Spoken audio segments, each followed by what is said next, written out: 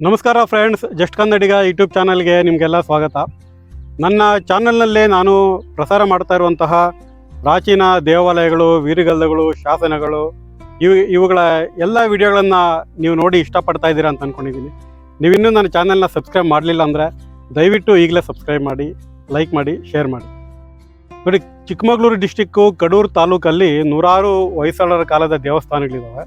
ಅದರಲ್ಲಿ ಕೆಲವಷ್ಟು ದೇವಸ್ಥಾನಗಳು ಮಾತ್ರ ಸುಸ್ಥಿತಿನಲ್ಲಿದ್ದರೆ ಮಿಕ್ಕಿದೆಲ್ಲ ತುಂಬ ದುಸ್ಥಿತಿನಲ್ಲಿದ್ದಾವೆ, ಪಾಳು ಬಿದ್ದಿದ್ದಾವೆ, ನಾಮಾವಶೇಷ ಆಗೋಗಿದ್ದಾವೆ. ಮತ್ತು ನೋಡಿ, ಈ ಪೂಜೆ ಪುನಸ್ಕಾರಗಳು ಇಲ್ಲದೆ ಇರುವಂಥ ದೇವಸ್ಥಾನಗಳನ್ನ ಕೆಲ ಕಾಲ ಹಾಗೆ ಬಿಟ್ಟರೆ ಏನಾಗುತ್ತೆ ಅಂದರೆ ಅದೆಲ್ಲ ಕಳ್ಳರ ಪಾಲಾಗುತ್ತೆ. ಅಲ್ಲಿರೋ ವಿಗ್ರಹಗಳನ್ನ ಕಳ್ಳರು ತೊಗೊಂಡೋಗಿ ಸ್ಮಗಲ್ ಮಾಡಿಬಿಡ್ತಾರೆ ಬೇರೆ ದೇಶಗಳಿಗೆ, ತುಂಬ ಶ್ರೀಮಂತರಿಗೆ. ಅಂಥ ಒಂದು ದೇವಸ್ಥಾನ ಕಡೂರು ತಾಲೂಕಿನ ಕೆರೆ ಸಂತೆಯಲ್ಲಿ ಕೂಡ ಇದೆ. ಈ ಊರಲ್ಲಿ ಹಲವಾರು ಹೊಯ್ಸಳರ ಕಾಲದ ದೇವಸ್ಥಾನಗಳಿದ್ದಾವೆ. ಮತ್ತು ಇದು ಹೊಯ್ಸಳರ ಕಾಲಕ್ಕೆ ಒಂದು ದೊಡ್ಡ ವ್ಯಾಪಾರಿ ಪಟ್ಟಣ, ಹೇಮಾವತಿ ಪಟ್ಟಣ ಅಂತಲೇ ಫೇಮಸ್ ಆಗಿದ್ದು ಕೆರೆ ಸಂತೆ. ಈ ಊರಲ್ಲಿ ಸುಮಾರು 7-8 ದೇವಸ್ಥಾನಗಳಿದ್ದಾವೆ. ಕೆಲವು ದೇವಸ್ಥಾನಗಳು ಈಗ ಜೀರ್ಣೋದ್ಧಾರ ಆಗ್ತಾ ಇದ್ದಾವೆ. ಅಂಥ ಒಂದು ಜೀರ್ಣೋದ್ಧಾರ ಆಗ್ತಾ ಇರೋ ದೇವಸ್ಥಾನ ನನ್ನ ಹಿಂಭಾಗದಲ್ಲಿ ನೋಡ್ತಾ ಇದ್ದೀರಾ. ಇದು ಊರಿಂದ ಹೊರಗಡೆ ಇರುವಂಥ ಹೇಮಗಿರಿ ಬೆಟ್ಟದ ತಪ್ಪಲಲ್ಲಿರುವಂಥ ಲಕ್ಷ್ಮೀ ನರಸಿಂಹಸ್ವಾಮಿ ದೇವಸ್ಥಾನ. ದುರದೃಷ್ಟ ಅಂದರೆ ಇಲ್ಲಿನ ದೇವರನ್ನು ಕದ್ಕೊಂಡು ಹೋಗಿದ್ದಾರೆ. ಈ ದೇವಸ್ಥಾನದ ಸ್ಥಿತಿಗತಿ ಈಗ ಹೇಗಿದೆ, ಇಲ್ಲಿ ಸುತ್ತಮುತ್ತ ಬೇರೆ ಏನೋ ಸ್ಮಾರಕಗಳಿದ್ದಾವೆ, ನೋಡೋಣ ಬನ್ನಿ. ನೋಡಿ, ಊರಿಂದ ಹೊರಭಾಗದಲ್ಲಿ ಹಚ್ಚ ಹಸಿರಿನ ತೋಟಗಳು, ಹೊಲ ಗದ್ದೆಗಳ ಮಧ್ಯದಲ್ಲಿ ಈ ಒಂದು ದೇವಸ್ಥಾನ ಇದೆ. ನೋಡಿ, ಇನ್ನು ಹಿಂಭಾಗಕ್ಕೆ ನೋಡ್ತಾ ಇದ್ದೀರಾ, ಇದು ಹೇಮಗಿರಿ ಬೆಟ್ಟ. ಈ ಬೆಟ್ಟದ ಮೇಲೆ ಕೂಡ ಹೊಯ್ಸಳರ ಕಾಲದ ಒಂದು ಮಲ್ಲಿಕಾರ್ಜುನ ದೇವಸ್ಥಾನ ಇದೆ. ಈ ಬೆಟ್ಟದ ತಪ್ಪಲಲ್ಲಿ ಇನ್ನೊಂದು ಭಾಗದಲ್ಲಿ ಈ ಹೊಯ್ಸಳರ ಕಾಲದ ಒಂದು ದೇವಸ್ಥಾನ ಇದೆ. ಇದು ಲಕ್ಷ್ಮೀ ನರಸಿಂಹಸ್ವಾಮಿ ದೇವಸ್ಥಾನ ಅಂತ ರೆಕಾರ್ಡ್ ಆಗಿದೆ. ನೋಡಿ, ಇಲ್ಲಿ ಒಂದು ದೊಡ್ಡ ಶಾಸನ, ಸುಮಾರು 8 ಅಡಿ ಎತ್ತರ ಇರುವಂಥ ಒಂದು ಶಾಸನ. ಈ ಶಾಸನದಲ್ಲಿ ಈ ದೇವಾಲಯದ ಒಂದು ಇತಿಹಾಸ ಮತ್ತು ಕೆರೆ ಸಂತೆಯ ಒಂದು ಇತಿಹಾಸ ಇದೆ. ನೋಡಿ, ಅದ್ರ ಪಕ್ಕದಲ್ಲೇ ಒಂದು ಗುಡಿ ಇದೆ. ಇದು ಪಾಳು ಬಿದ್ದಿರುವಂಥ ಗುಡಿ, ಮೇಲೆ ಎಲ್ಲ ಗಿಡ ಬೆಳ್ಕೊಂಡ್ಬಿಟ್ಟಿದೆ. ದುರಾದೃಷ್ಟ ಏನು ಅಂದರೆ ಇದರ ಒಳಗಡೆ ದೇವ್ರು, ಯಾವುದೇ ಥರದ ದೇವರಿಲ್ಲ. ನೋಡಿ, ದೇವರು ಇದ್ದಿದ್ದ ಜಾಗ ಏನೋ ಅಗದಾಕಿದ್ದಾರೆ. ಇನ್ನು ನಿಧಿ ಸಿಗುತ್ತೆ ಅಂತ ಏನಾದರೂ ಅಗದಾಕಿದ್ರೋ ಏನೋ ಮೂರ್ಖರು. ಆದರೆ ಏನೂ ಸಿಕ್ಕಿರೋದಿಲ್ಲ, ಖಂಡಿತ ಏನೂ ಸಿಕ್ಕಿರೋದಿಲ್ಲ, ಯಾಕಂದರೆ ನಿಧಿ ಇಡ್ತಾ ಇರಲಿಲ್ಲ. ನೋಡಿ, ಇದು ದೇವಸ್ಥಾನದ ಎಂಟ್ರೆನ್ಸ್. ಇದು ಎಷ್ಟು ಚೆನ್ನಾಗಿ ಕೆತ್ತನೆ ಮಾಡಿದ್ದಾರೆ, ಫ್ಲವರ್ಸು, ಶಿಖರ ನೋಡಿ ಎಷ್ಟು ನೀಟಾಗಿ ಕಲ್ಲಲ್ಲಿ ಕೆತ್ತನೆ ಮಾಡಿದ್ದಾರೆ. ಇದು ಒಂದು ಗುಡಿ.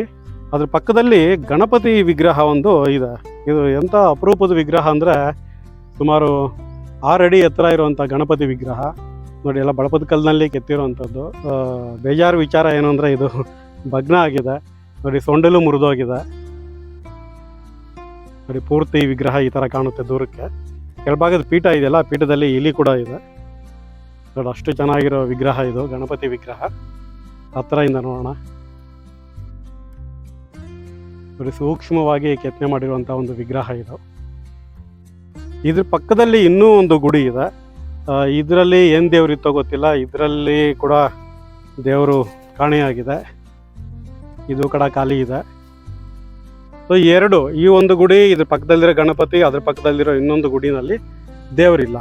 ಆದರೆ ಇದರ ಪಕ್ಕದಲ್ಲಿ ಇನ್ನೊಂದು ಗುಡಿ ಇದೆ. ಇದು ನರಸಿಂಹಸ್ವಾಮಿ ಗುಡಿ. ಇದನ್ನು ಈಗ ಪುರಾತತ್ವ ಇಲಾಖೆಯವರು ಜೀರ್ಣೋದ್ಧಾರ ಮಾಡ್ತಾ ಇದ್ದಾರೆ. ಆದರೆ ಇನ್ನೂ ಕೆಲಸ ಕಂಪ್ಲೀಟ್ ಆಗಲಿಲ್ಲ. ಇದು ಏಕಕೂಟ ದೇವಸ್ಥಾನ. ಏಕಕೂಟ ಅಂದರೆ ಒಂದೇ ಗರ್ಭಗುಡಿ ಇರುವಂಥ ಒಂದು ಗುಡಿ ಇದು. ಈ ಗುಡಿ ಇನ್ನೂ ಕಂಪ್ಲೀಟ್ ಆಗಿಲ್ಲ. ಅದು ಒಳಗಡೆ ಹೋಗಿ ನೋಡೋಣ ಹೇಗಿದೆ ಅಂತ.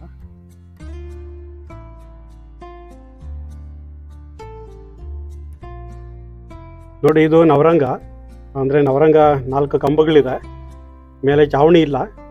ಆದರೆ ಜೀರ್ಣೋದ್ಧಾರ ಆದಮೇಲೆ ಇದೆಲ್ಲ ಚೆನ್ನಾಗಿ ಕಾಣಿಸುತ್ತೆ. ನೋಡಿ, ಕಂಬಗಳು ಎಷ್ಟು ಚೆನ್ನಾಗಿ ಮಾಡಿದ್ದಾರೆ. ಎಲ್ಲ ಬಳಪದ ಕಲ್ಲಿನಲ್ಲೇ ಮಾಡಿರುವಂಥ ಕಂಬಗಳಿವು. ಒಟ್ಟು 4 ಕಂಬಗಳಿದೆ ಇಲ್ಲಿ.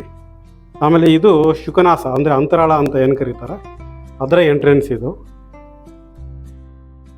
ಇದರ ಒಳಗಡೆಗೆ ಹೋದರೆ ನಮಗೆ ಮುಖ್ಯ ಗರ್ಭಗುಡಿ ಕಾಣುತ್ತೆ. ಅದೇ ಗರ್ಭಗುಡಿನಲ್ಲಿ ದೇವರಿಲ್ಲ. ದೇವಸ್ಥಾನದ ಒಳಭಾಗ ನೋಡಿದ್ವಿ ಯಾವ ಥರ ಇದೆ ಅಂತ. ನೋಡಿ, ಇದು ಹೊರಭಾಗ. ಅಂದರೆ ಇದೆಲ್ಲ ಬೆಟ್ಟ ಇರೋದ್ರಿಂದ ಇಲ್ಲಿ ಸ್ವಲ್ಪ ಇಕ್ಕಟ್ಟಾಗಿರುವಂಥ ಜಾಗ ಇದು.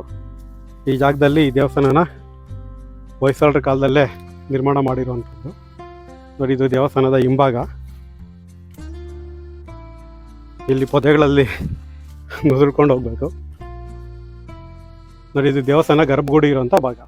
ನೋಡಿ, ಇದೆಲ್ಲ ನಂಬರ್ ಕೊಟ್ಟು ಇದನ್ನು ದೇವಸ್ಥಾನನ ಪೂರ್ತಿ ಬಿಚ್ಚಿ ಜೋಡಿಸಿರೋವಂಥದ್ದು. ಇದು ನೋಡಿ, ದೇವಸ್ಥಾನದ ಶಿಖರ.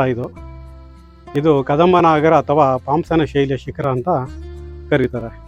ನೋಡಿ, ಇದೆಲ್ಲ ಹೊಸ ಕಲ್ಲು ಕೊಟ್ಟು ರೀಪ್ಲೇಸ್ ಮಾಡಿದ್ದಾರೆ, ಹಳೆ ಕಲ್ಲು. ನೋಡಿ, ದೇವಸ್ಥಾನದ ಹೊರಗಡೆ ಗೋಡೆಗಳಲ್ಲಿ ಏನಂತ ಶಿಲ್ಪಗಳಿಲ್ಲ ಇಲ್ಲಿ, ಆದರೆ ಗುಡ್ಡೆ ಸ್ತಂಭಗಳು ಅಂತೀವಿ ನಾವು ಇದನ್ನು. ಆ ಥರದ ಕಂಬಗಳನ್ನ ನೋಡ್ಬೋದು. ಗೆಳೆಯರೇ, ನೀವು ನಂಬೋದಿಲ್ಲ, ಇದು ಜೀರ್ಣೋದ್ಧಾರ ಶುರು ಮಾಡೋಕ್ಕಿಂತ ಮುಂಚೆ ಇಲ್ಲಿ ಹತ್ರ ಬರೋಕ್ಕಾಗ್ತಿರ್ಲಿಲ್ವಂತೆ. ಅಷ್ಟು ದಟ್ಟವಾಗಿ ಪೊದೆಗಳು ಬೆಳ್ಕೊಂಡಿತ್ತು. ಒಳಗಡೆ ಹೇಗಿದೆ ಏನಿದೆ ಅಂತ ಕೂಡ ನೋಡೋಕ್ಕಾಗ್ತಿರ್ಲಿಲ್ಲ, ಅಷ್ಟು ದಟ್ಟವಾಗಿ ಇಲ್ಲಿ ಪೊದೆಗಳು ಬೆಳ್ಕೊಂಡಿತ್ತು. ಆದರೆ ಈಗ ಡಿಪಾರ್ಟ್ಮೆಂಟ್ ಅವರು ತುಂಬ ನೀಟಾಗಿ ಜೀರ್ಣೋದ್ಧಾರ ಮಾಡ್ತಾ ಇದ್ದಾರೆ. ಅದ್ರ ಜೊತೆಗೆ ಇಲ್ಲಿ ಪಾಳು ಬಿದ್ದಿರೋ ಈ ಮಂಟಪಗಳನ್ನು ಕೂಡ ಜೀರ್ಣೋದ್ಧಾರ ಮಾಡಿದ್ರೆ ಚೆನ್ನಾಗಿರುತ್ತೆ. ಪೂರ್ತಿ ಪಾಳು ಬಿದ್ದಿದ್ದಾವೆ ಇವು. ಬರೀ ಹೊರಗಡೆ ಕಲ್ಲುಗಳು ಮಾತ್ರ ಉಳ್ಕೊಂಡಿದ್ದಾವೆ. ಹೊರಭಾಗದಲ್ಲಿರೋ ಕಲ್ಲುಗಳೆಲ್ಲ ನೋಡಿ ಇಲ್ಲಿ ಬಿದ್ದಿದ್ದಾವೆ. ನೋಡಿ, ವಿಗ್ರಹ ಇರಬೇಕಾಗಿದ್ದೊಂದು ಪೀಠ ಇಲ್ಲಿ ಬಿದ್ದಿದೆ. ಬಹುಶಃ ಈ 2 ಗುಡಿಗಳಲ್ಲಿ ಒಂದು ಯಾವುದೋ ವಿಗ್ರಹ ಇತ್ತು ಅನಿಸುತ್ತೆ, ಅದು ಪೀಠ ಇಲ್ಲಿ ಬಿದ್ದಿದೆ. ಅದು ಏನು ದೇವರು ಇತ್ತು ಅಂತ ಗೊತ್ತಾಗ್ತಿಲ್ಲ. ಈ ಶಾಸನ ಅಲ್ಲಲ್ಲಿ ಸೌದೋಗಿದೆ, ಬಟ್ ಆದರೂ ಕೂಡ ಇದ್ರ ಮೇಲೆ ಇರುವಂಥ ಕೆಲವು ಅಕ್ಷರಗಳನ್ನು ನಾವು ಓದಬಹುದು. ಇದು ಕ್ರಿಸ್ತಶಕ 1223ರಲ್ಲಿ ಹೊಯ್ಸಳ 2ನೇ ನರಸಿಂಹನ ಕಾಲದಲ್ಲಿ ಹಾಕ್ಸಿರುವಂಥ ಒಂದು ಶಾಸನ. ಸೊ ಇದರಲ್ಲಿ ವಿಷ್ಣು ಸಮುದ್ರದ ಹಿಮಗಿರಿ ಲಕ್ಷ್ಮೀ ನರಸಿಂಹಸ್ವಾಮಿ ದೇವಸ್ಥಾನಕ್ಕೆ ದಾನಿಗಳು ಕೊಟ್ಟಂತಹ ಹಲವಾರು ರೀತಿಯ ದಾನ ದತ್ತಿಗಳ ಹಣದ ಭೂಮಿಯ ಒಂದು ಮಾಹಿತಿ ಈ ಶಾಸನದಲ್ಲಿದೆ. ಸೊ ಈ ಶಾಸನವನ್ನು ನಾವು ದೇವಸ್ಥಾನದ ಮುಂಭಾಗದಲ್ಲಿ ನೋಡಬಹುದು. ಸ್ನೇಹಿತರೆ, ನೋಡಿದ್ರಲ್ಲ, ಕೆರೆ ಸಂತೆಯ ಶ್ರೀ ಲಕ್ಷ್ಮೀ ನರಸಿಂಹ ಸ್ವಾಮಿ ದೇವಸ್ಥಾನ. ಇವರಲ್ಲಿ ಇನ್ನೂ ಹಲವಾರು ದೇವಸ್ಥಾನಗಳಿದ್ದಾವೆ. ನೀವು ಊರೊಳಗಡೆ ಕೆಲವೊಂದು ದೇವಸ್ಥಾನಗಳಿದ್ದಾವೆ, ಊರು ಹೊರಭಾಗದಲ್ಲಿ ಕೆಲವು ದೇವಸ್ಥಾನಗಳಿದ್ದಾವೆ. ಈ ಬೆಟ್ಟದ ಹಿಂಭಾಗದಲ್ಲಿರುವಂಥ ಬೆಟ್ಟದ ಮೇಲ್ಗಡೆ ಮಲ್ಲಿಕಾರ್ಜುನ ಸ್ವಾಮಿ ದೇವಸ್ಥಾನ ಇದೆ. ಇಲ್ಲಿ ಜೀರ್ಣೋದ್ಧಾರ ಆಗ್ತಾ ಇದೆ ಕೆಲವು ದೇವಸ್ಥಾನಗಳು, ಆದರೆ ಇನ್ನೂ ಕೆಲವು ದೇವಸ್ಥಾನಗಳು ಹಾಗೆ ಪಾಳು ಬಿದ್ದಿದ್ದಾವೆ. ಇಲ್ಲಿ ಎಲ್ಲ ದೇವಸ್ಥಾನಗಳನ್ನು ಜೀರ್ಣೋದ್ಧಾರ ಮಾಡಿದ್ರೆ ಇದೊಂದು ಈ ಡಿಸ್ಟಿಕ್ನ ಒಂದು ಪ್ರಸಿದ್ಧ ಪ್ರವಾಸಿ ತಾಣ ಆಗೋದ್ರಲ್ಲಿ ಯಾವುದೇ ಆಶ್ಚರ್ಯ ಇಲ್ಲ. ಅಷ್ಟು ಶ್ರೀಮಂತವಾಗಿ ಇತಿಹಾಸದ ಪುಟಗಳಲ್ಲಿ ದಾಖಲೆ ಆಗಿರುವಂಥ ಒಂದು ಊರಿದು. ಈ ವಿಡಿಯೋ ನಿಮಗೆ ಇಷ್ಟ ಆಗಿದ್ದರೆ ದಯವಿಟ್ಟು ಇದನ್ನು ನಿಮ್ಮ ಎಲ್ಲ ಗೆಳೆಯರ ಜೊತೆ ಶೇರ್ ಮಾಡಿ, ಲೈಕ್ ಮಾಡಿ.